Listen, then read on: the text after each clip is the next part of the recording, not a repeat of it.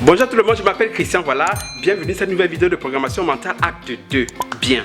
Il y a quelques années en Afrique, lorsqu'on parlait d'homosexualité, les gens s'exprimaient de façon instantatoire, abomination. Il y a quelques années encore en Afrique, l'homosexuel n'arrivait pas à vivre sa situation d'homosexualité de façon ouverte, mais la vivait de façon reculée, de façon restreinte, de façon personnelle. Bref, n'arrivait pas à se déguiser en femme et vice-versa pour pavaner dans la nature. Mais aujourd'hui, je ne sais pas si je vais dire il ou elle, enfin bref, ils le font et le vivent de façon ouverte, à ciel ouvert. En même temps, si nous voulons être des démocrates, nous ne pourrons leur empêcher de pavaner d'ici et là. D'ailleurs, moi personnellement, je n'ai rien contre eux. Mais ce n'est pas dans le souci d'éviter de leur fâcher que nous allons aller jusqu'à étouffer ce que nous pensons.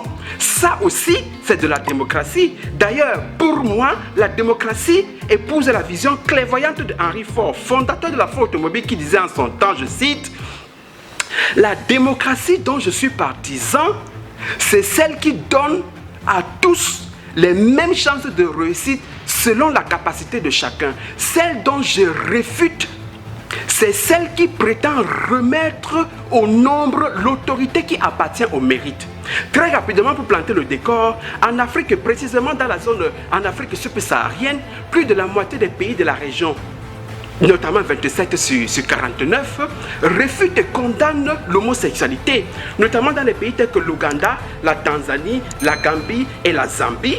L'homosexualité est passible d'une prison allant de 10 ans à la vie à perpétuité, et tandis que dans les pays tels que le Maroc, l'Algérie et la Tunisie, un homosexuel risque 8 ans de prison ferme. Mais à ce que nous sachons, ces condamnations sont de nul aucun effet, parce que durant ces 2 dernières années, nous avons vu passer à la barre le Gabon et la Botswana, qui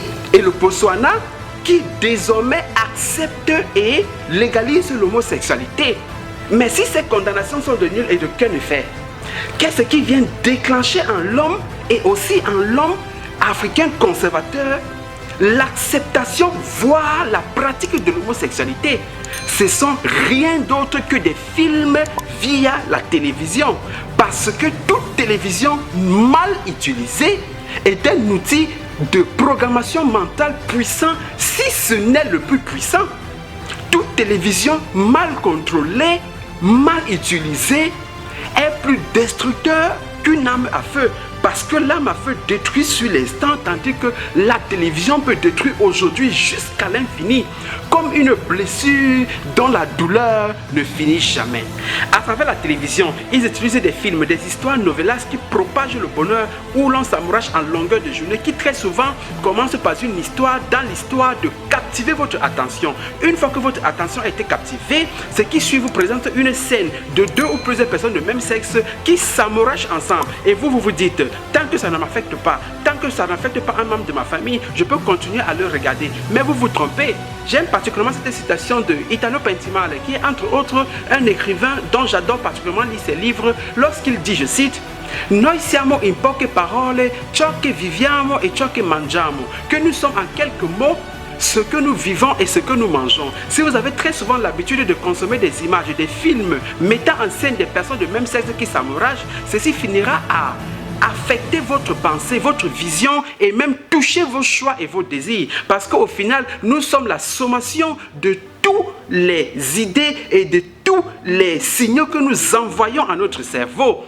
Bien, le pays le plus patriarcal, le plus averti, le plus endurci, aujourd'hui, nous sommes au 21e siècle. Pour vous mettre au pas, pour renverser votre vision, votre tradition, vos us et coutumes et même attaquer vos attirances, on n'utilise plus des armes, mais on utilise des films via la télévision. Le même Italo Pentimale, un peu plus loin, dit, je cite, hai mai notato che quando tu guardi un film sei in simbiosi con le azioni del protagonista? Punto interrogativo. Non ti fermi a riflettere sulle ragioni e sulle cause di ciò che succede?